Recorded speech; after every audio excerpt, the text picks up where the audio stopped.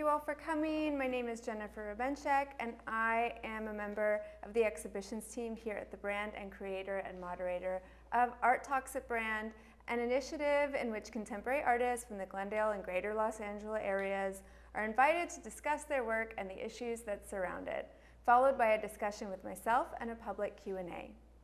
The program is free and open to the public. I would like to take a moment to thank the Brand Associates for their generous support of the program. Shanna Waddell is a Los Angeles-based painter. Waddell's paintings depict a built world focused on the activities of a self-sustaining flower farm artist commune called Sheness Society. Her works demonstrate a fantastical otherworld, one that is both whimsical and utterly alluring, thrusting a viewer into an imagined utopian landscape. Across the canvases and sculptures, Waddell chronicles the day-to-day enterprises of the artist collective: flower farming, plein-air painting, gathering of supplies, utilizing the community wagons, and meditating in a state of tranquility. Her work absorbs and adapts the primarily masculine modes of painting with pure freedom and interjects her spirit with creative, fearless, feminine fortitude, freely injecting ideas for future artistic systems of living. Waddell attended the Headlands Center of the Arts and received an MFA in Drawing and Painting, Tyler School of Art, Temple University, and a BFA in Drawing and Painting, CSU, Long Beach. Her next solo exhibition will open at Vielmetter in Los Angeles. Come on up, Shanna. Yeah. Thank you, Jennifer. Thank you guys for all coming, and it looks like it's mostly artists here tonight. So I'll try to gear it toward artists, you know, might as well here. All right. So I grew up in Long Beach, California. I'm 44 years old, and when I was undergrad, I was really into the beach and beauty, color, all kinds of sorts of things here. I got really into the ideas of aspirational communities, like the hippie movement, and thought to myself, yeah, what am I gonna do with my life, you know? I'm a big planner, and a lot of my friends know that I love to plan. So that's what I did throughout my whole life, and that's what I'm gonna continue to do. So when I was in, undergrad, I thought to myself, what am I gonna do with my artist vision here? What am I gonna do with my life? And I thought, well, I'll make a book of all the art I make, a kind of like narrative in a way, a kind of visual novel. And I didn't know exactly what it would be, but what I did as an undergrad and grad student, and still today, is I sit around and I look at my books, right? I look at my artist books, and I look at all these paintings, and I've been doing it for so long, right? So I thought, might as well make a book for the future, right? For the artists coming up, because I'm assuming, yes, there's the internet and there's imagery in museums, but I'm assuming that maybe in 100 or 200 years, they're still gonna be looking at books, and I wanted to make sure I had a book with everybody else. So my whole life is dedicated to this long book.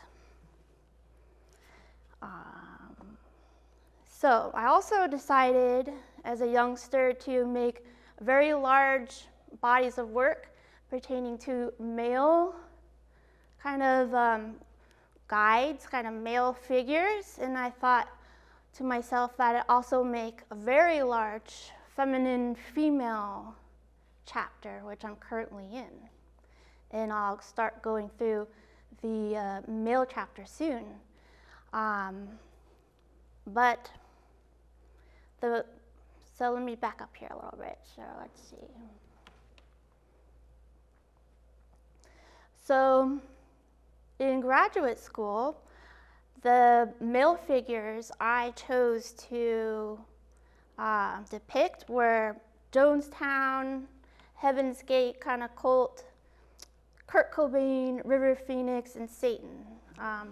There were a couple more, but growing up in the 90s, there was a lot of you know, this was what's going on, and it was my research basically for community building, because I knew that all these people aspire to do a thing, right? And what I wanted to do with my life is kind of have an aspirational type of community myself. But we live in a very kind of nuclear situation. So I thought to myself, well, might as well make a commune, within my art later, within Sheness Society.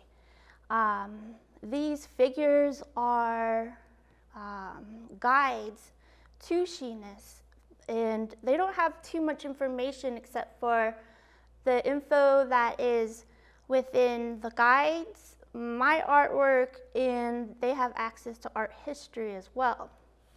So it's pretty limited in terms of information, but they're interested in this as a community. So the guides. Before I do that, I'll just keep going forward. I'll skip that. All right. So I made a lot of work right after graduate school and during grad school, but a ton of work of these masculine.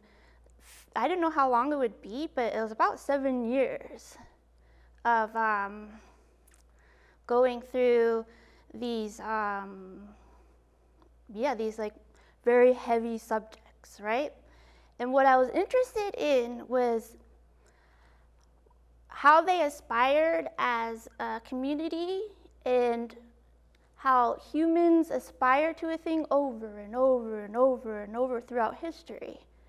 And I thought to myself, well, what is the teetering point of when something goes bad? And if my community can know how to reference that or have some kind of lessons that maybe the community I make in the future won't do these things. And I also think about artists in the future as well. I don't have any well, it'd be great if a artist community did this one day, but I don't have all the answers here, and I know there's going to be some wrong things here. But I thought, well, you know, and I think this now, that there's a lot of needs that artists need, and I have conversed and hung out with so many artists. I know what we all need. So I'm kind of making the lesson plans here. So Jonestown I really enjoyed because it was an agricultural project. And yes, there's some there's a weirdo running the whole thing, but it was a lot of working class folk, and they all got together, and that's a wild story. But I like that it was an agricultural project, and that just went haywire, right? And this is a photo of after the kind of like regrowth. I also did a lot of paintings about Heaven's Gate. So I enjoyed this community because they're a little quirky. They enjoyed lots of strange ideas about aliens and going onto a hill bop and descending into the next dimension, riding the hill bop. Yeah, and they had change in their pocket, and they all wore Nikes, and they had this kind of ceremony. This is Applewhite here. So there's some kind of leader, but yeah, they could be right. I don't know. It could be that we're all wrong and we need to call them with the change. I also like that they had a certain like a style of clothing, like Nikes. It was pretty like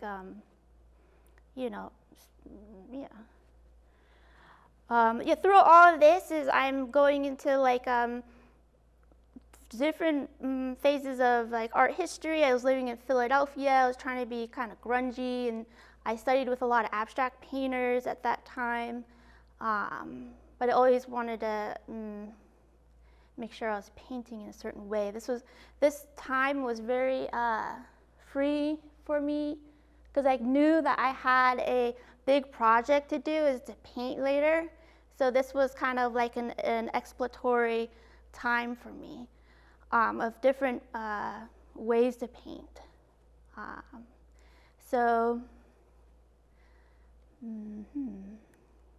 This is like the coffins here, kind of set up with this kind of vaginal, like outer space, transcending space of when they were going through Hale-Bopp.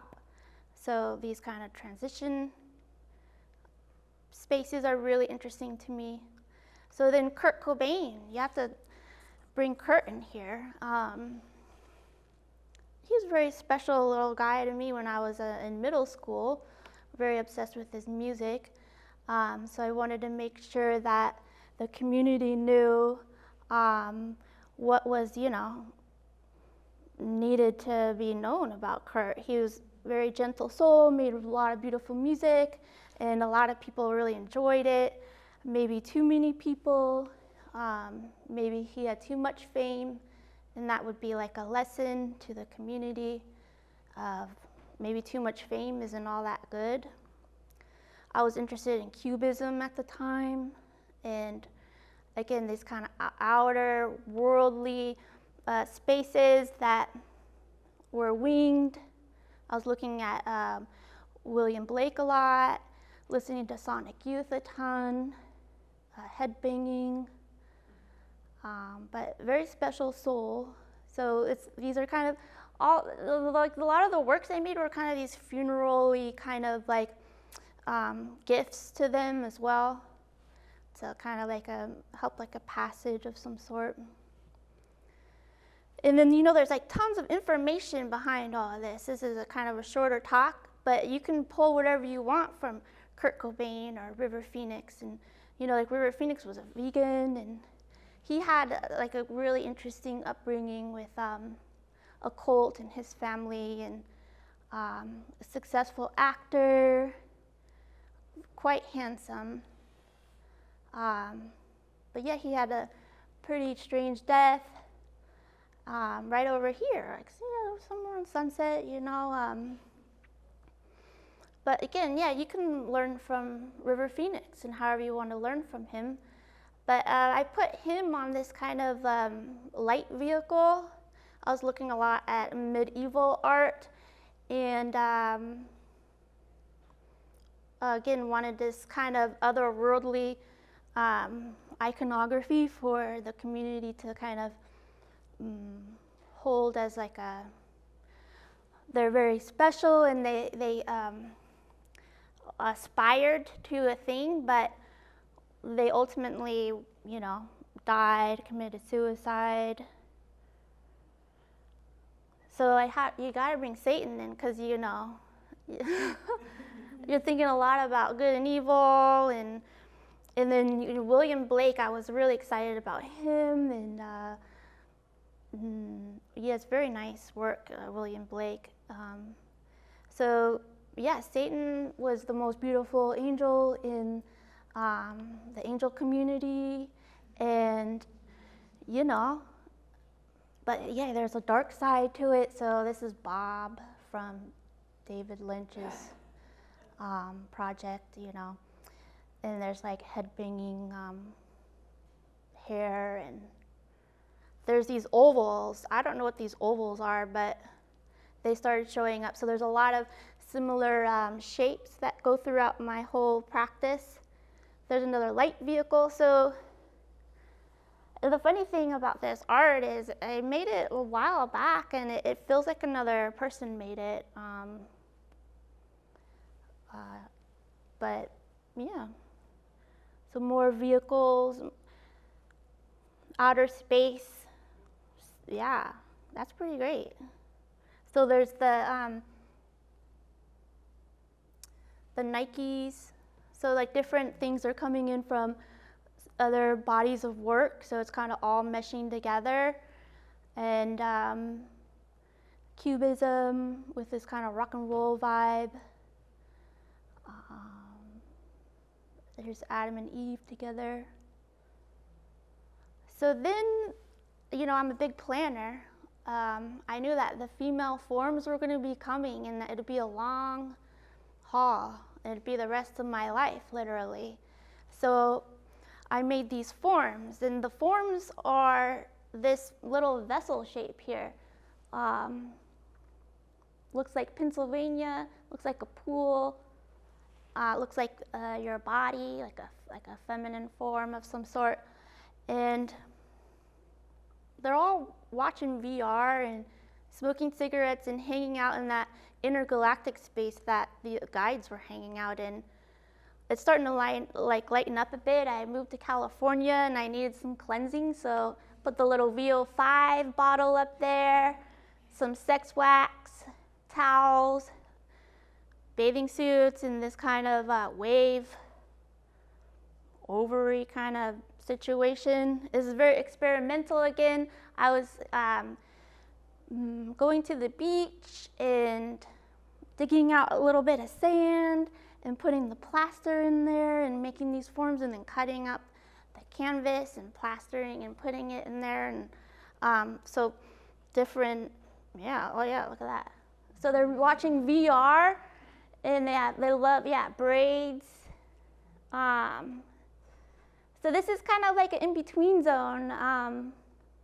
I knew that I had a big project and I knew that I was going to paint with a paintbrush and not do so many drips or kind of an experimental phase. So I was kind of getting ready for that, also relaxing. I wasn't smoking, but they were. They traveled to, looks like they went to Italy, and I gave them snacks. So they needed, it's like that transportation. Lots of cigarettes. Oh, there's some little chocolate covered pretzels for their adventure. Yeah. So then I was like, oh man, I got a big project. I gotta like make a world, make a commune, and I had to name it something, and then I was like, well, it's kind of feminine, and everybody's welcome, you know. It doesn't have to be just females, it could be males, whatever you want. But I'm like, oh, let's call it Sheness, you know, Sheness Society. So whenever I need to start a new body of work, I like to collage. So I made Sheness Society, the land, in a collage, and it was huge, man.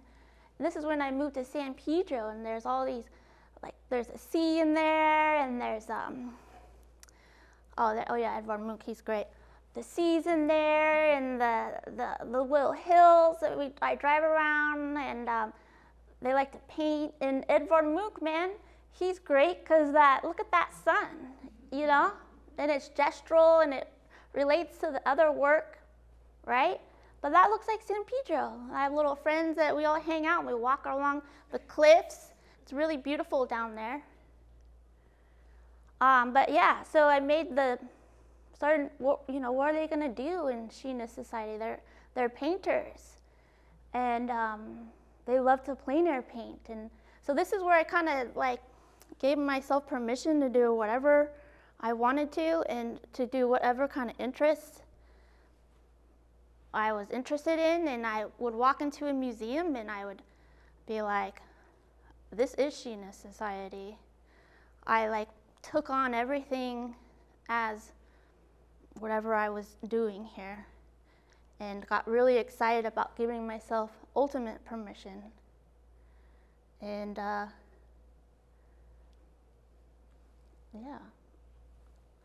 So this was during the pandemic, and we had some fires that time. So I was able to kind of reference that palette. Man, what do they love? They love doing all kinds of stuff. So they're flower farmers, and they love produce, and they go out and they paint the full moon setting into the sea. And this is them waking up early, gathering flowers and painting. There's particular times in San Pedro where the moon looks red, and it's early in the morning and it just floats right into the ocean and nobody's out. And I go out and paint. So we have more scenery of what's going on with Sheness Society. They gather their community wagons, and they gather art supplies. This is a very cold day. The moon's setting, and yeah, they look kind of cold and warm. This is one of their fields here, and those little houses are their studios. So they paint together. They don't really kind of sign the back of the work. They all kind of come together and paint, all under kind of the guise of Sheness Society. Yeah, I think about Taruk. They're like a married couple, I believe, somewhere in Europe, and they make beautiful work and they collaborate together. And I can see that in the future there might be more collaboration, hopefully. It gets it gets pretty tiring being by yourself. You're alone a lot, your back hurts, you need a little friend to help you, come and bring the canvas over or get the plaster and make the plaster. So I think that maybe in the future artists can recontextualize their practice and live together and make art together.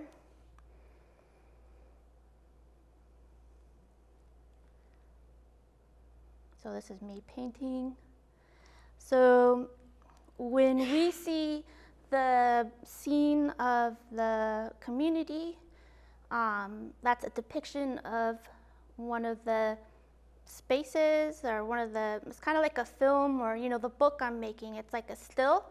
And then when you have a painting or an object that has no figures in it, they're painting them. So there you go. This is a beautiful painting by Sheness Society. They love, again, going out and painting the full moon at different times a year, right at the sea. They love picking up shells at the seashore. They love making floral still lifes. Another painting from Sheness Society. They love Impressionism, so Bonnard and Monet. They love all kinds of art history, but they're really into those Impressionist painters. They gather fruit and kale and eggplants for the community. They make ceramics. I'm really excited about ceramics. I've been making them recently, and I made this many years ago, and there's some ladies on the pot, and I've been painting ladies on pots at my home. They love hanging out near the seashore. This lady feels almost like a protector. Sheness walking amongst moonlit flowers. So I have aphantasia, and I guess that not everybody knows what this is. I didn't know what it is until about a couple years ago.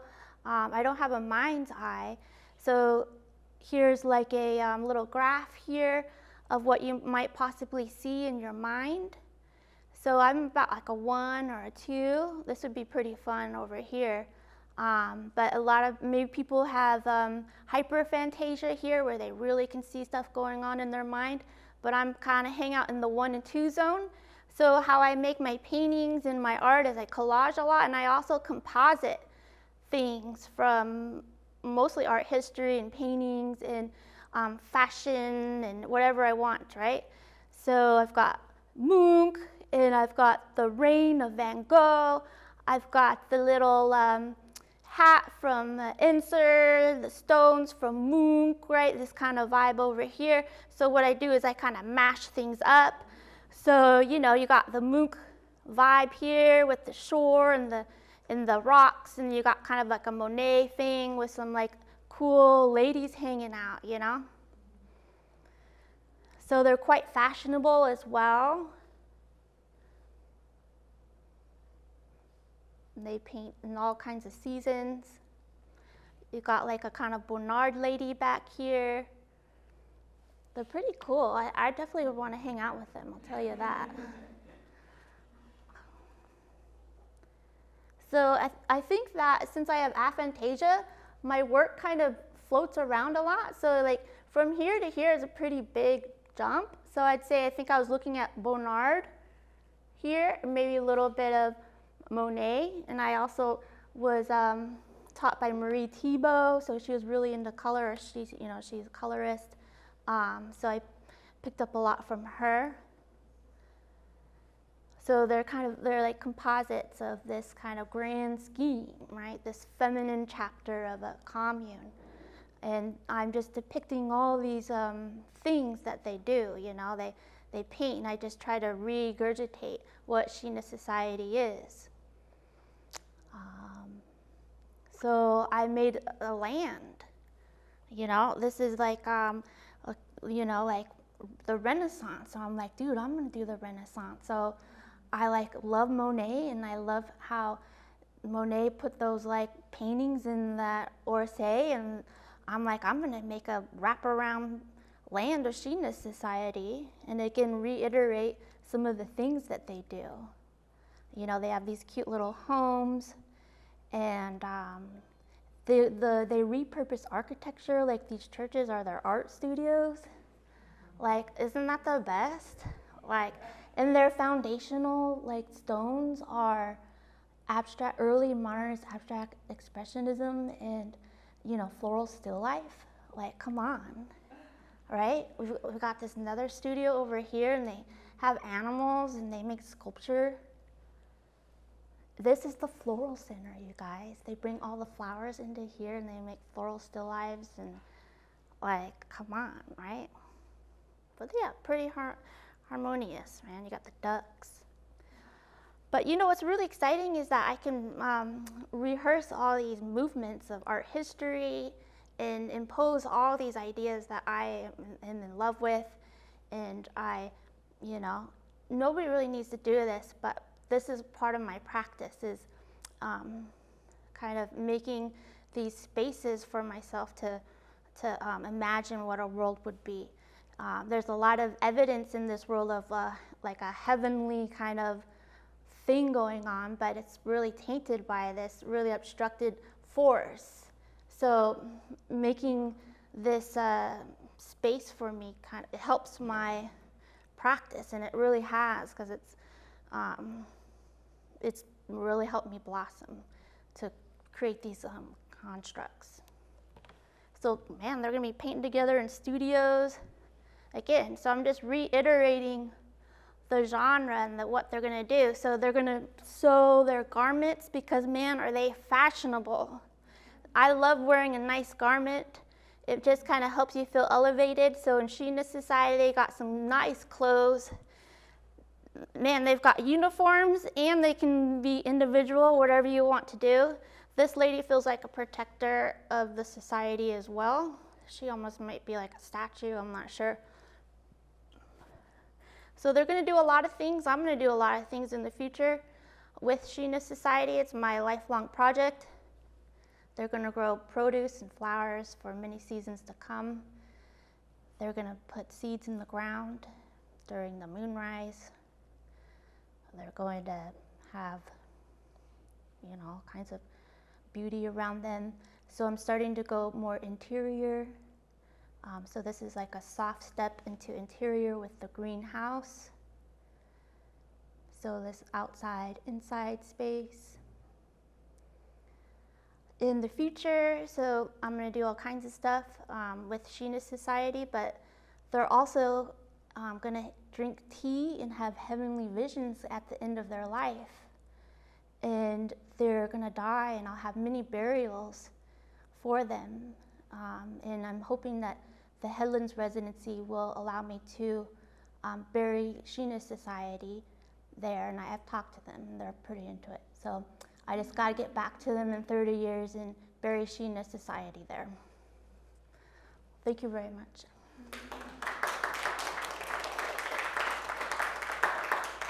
Well, thank you for your presentation. Mm-hmm. Thanks for having me.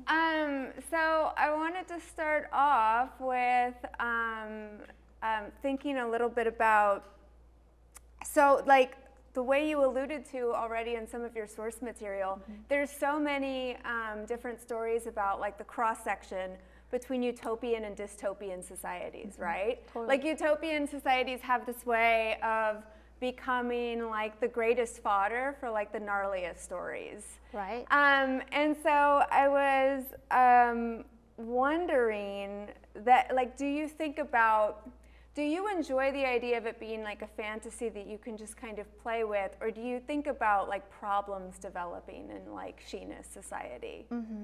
Maybe with the tea that they're gonna drink at the end, and the burials might be a problem, and the visions. So no like Real Housewives kind of drama or anything? No, because I've got enough in that in my life, and but no, I think Sheness kind of is an embodiment of a nice practice, and that it would be awesome if someone and the people did it in the future, but I don't know, like. That's not something you're interested in practically doing in the world No, necessarily. because there's so many communes that go wrong. There's always a problem with it. It would be nice, but I think that my practice is feeling pretty great because I've kind of allowed this world to just be like my interests and my like drives. So I think that, yeah, it's kind of utopian in my own head, right? And my own like push for it. I mean, in a way, maybe that's like what utopian visions are like kind of best as. Like, because really it seems like a lot of times you get like this charismatic character that tries to control everyone. Right. Which isn't a problem if they're just figures you have painted. Right. Like, yeah, they don't, luckily they don't talk back to me. Yeah, they don't, like, they're not going to be like, no, I resist this. This is wrong. There's this. You painted them, so you kind of found a great workaround. I did. Yeah.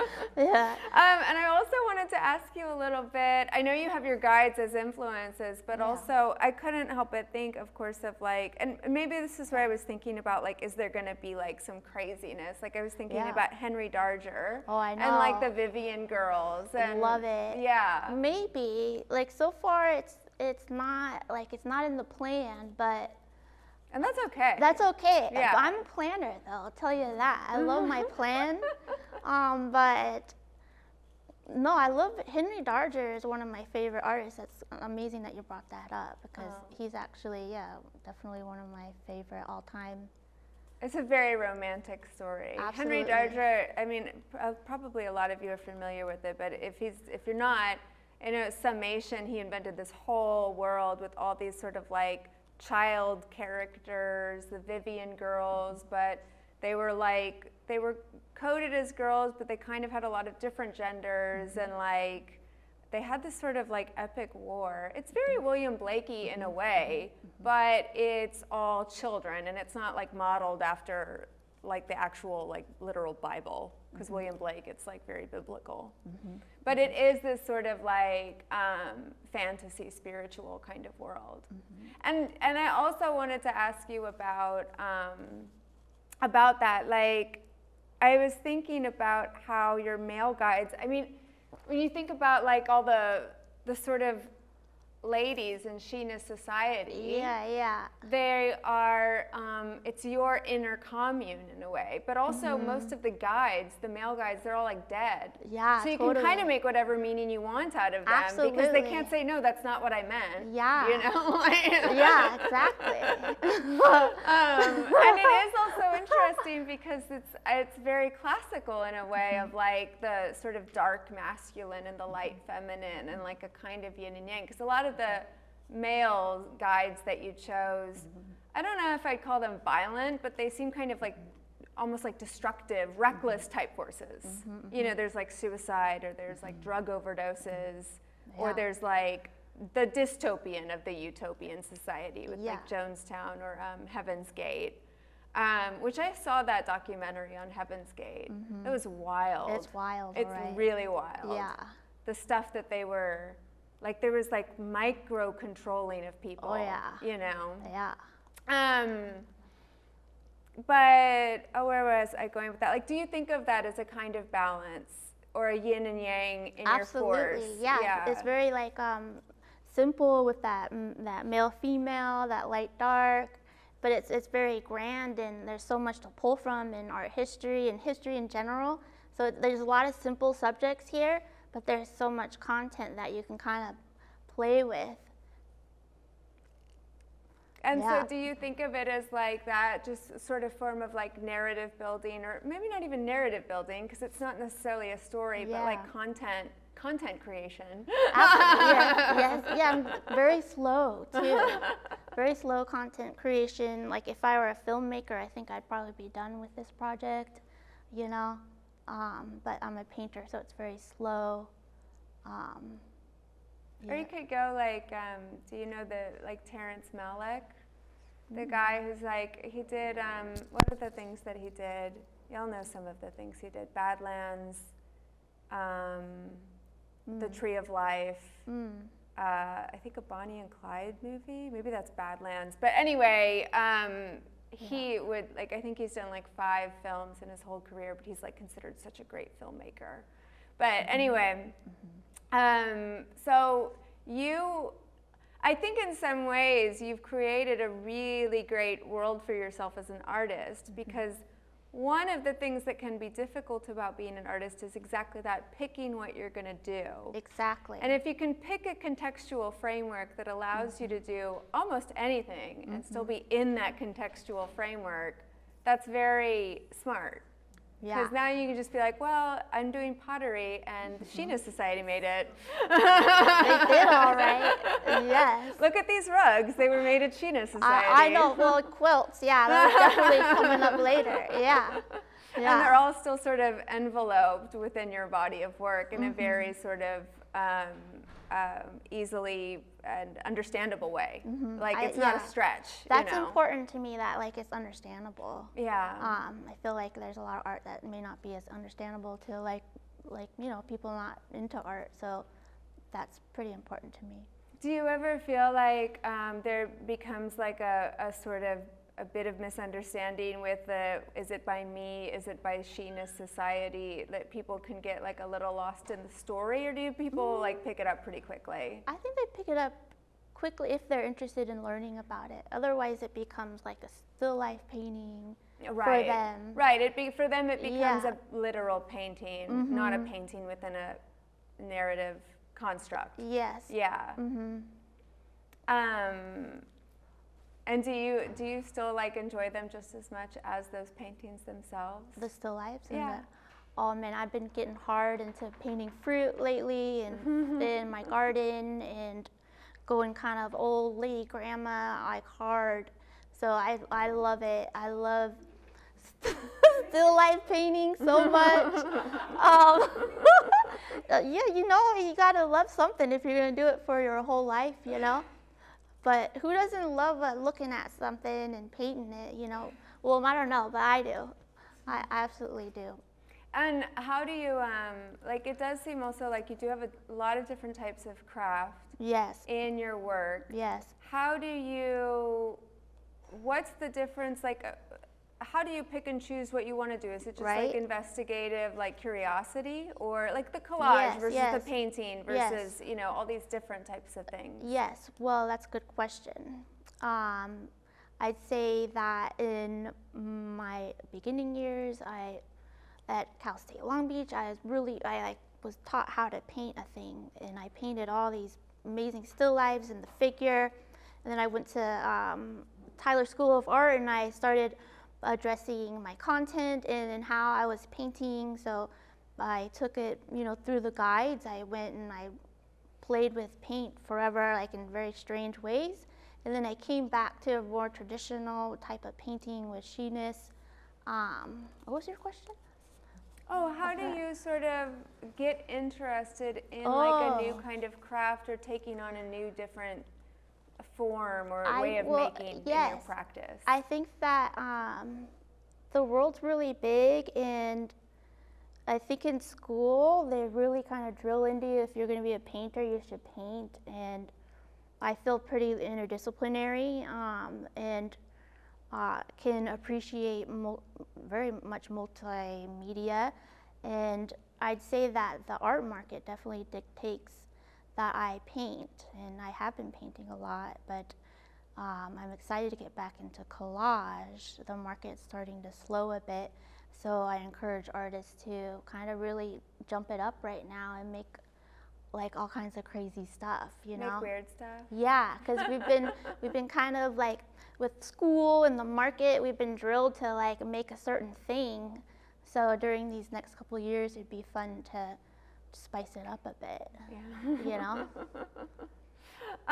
Okay, well, and let's spice it up a bit with some of y'all's questions. How about that? Come on, Tabasco, be spicy. Bessie. That's you. I keep coming back to the word permission. Yeah. And how it seems like there was such a shift from like dark masculine era Shanna to like light, beautiful,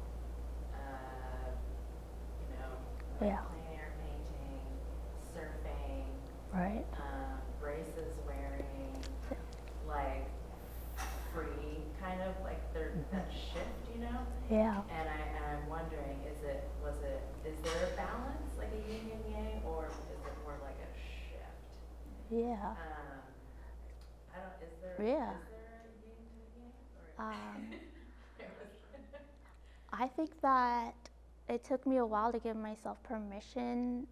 I think with our education system, it's pretty, it felt really brutal being a very intuitive painter.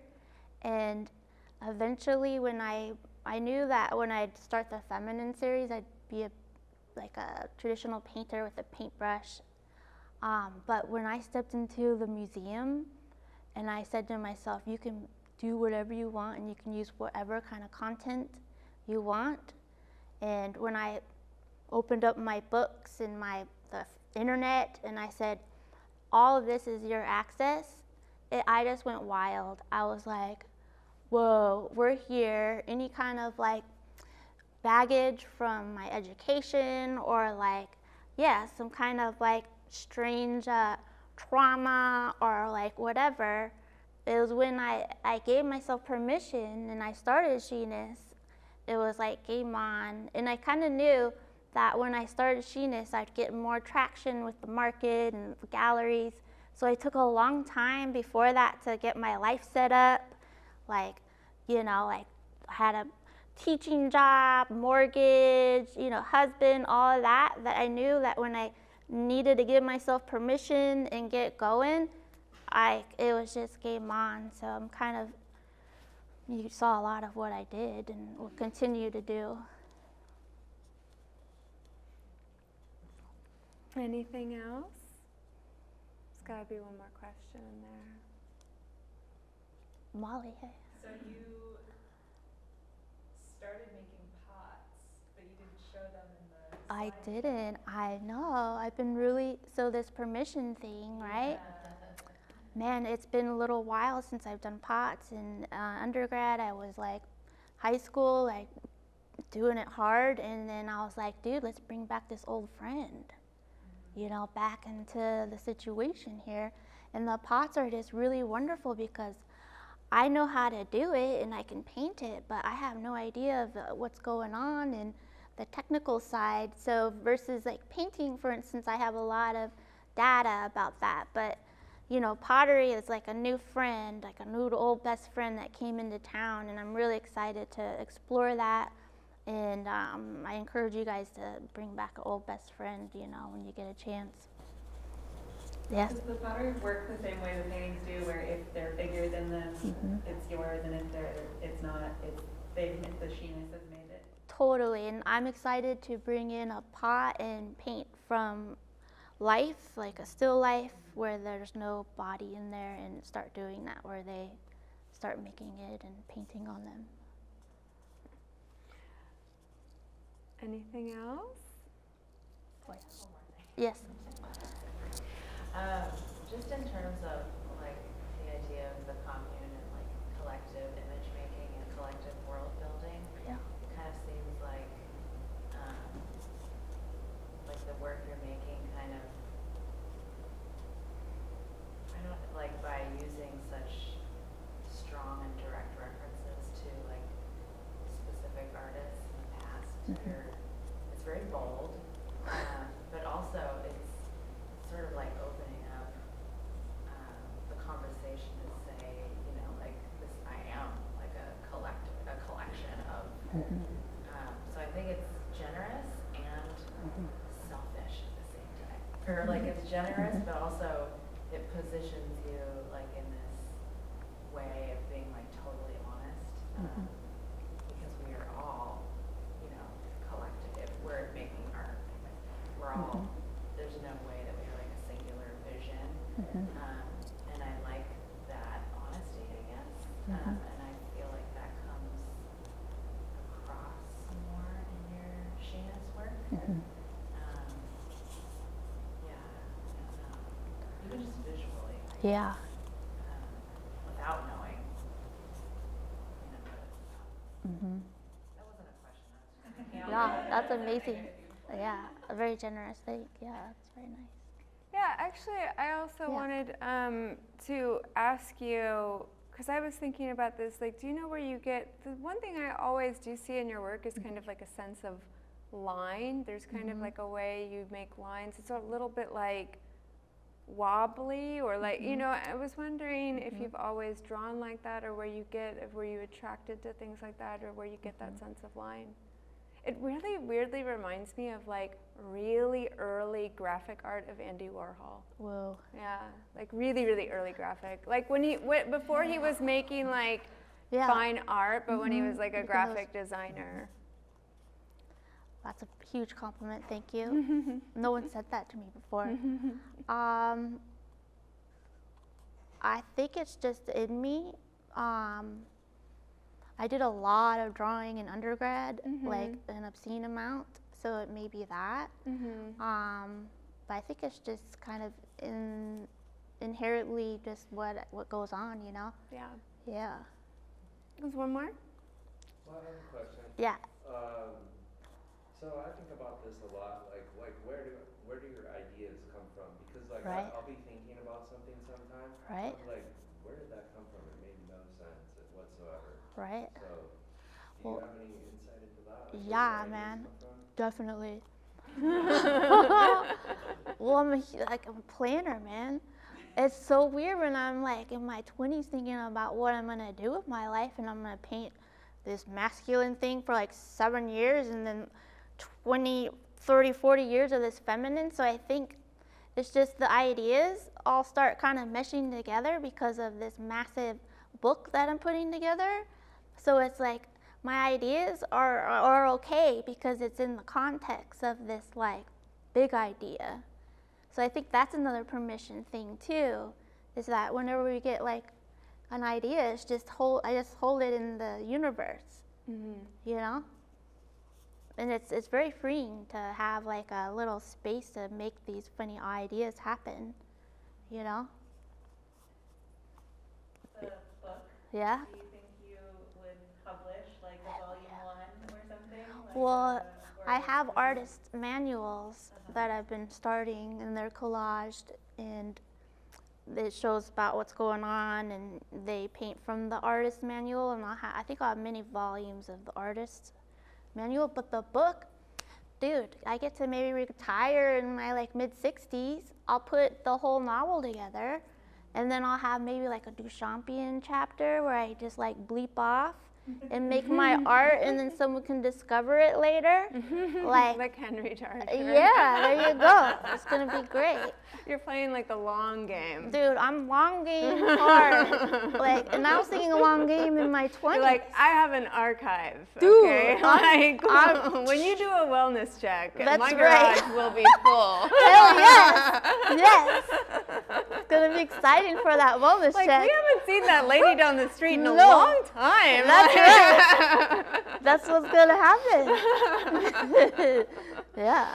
Okay, well, on that note, There you go. Thank you all for coming. I also want to say that we have, what is it, like 1 or 2 more weeks of the show that's currently up left of the works on paper. Yeah, it comes out next week, and so if you can, stop by and see it first, and come to our other art talks. We have a bookmark out on the treats tray that will tell you what's coming up. And thank you again Thank you for so much, sharing your work Jennifer. with us. Thank you all for coming. Thank you.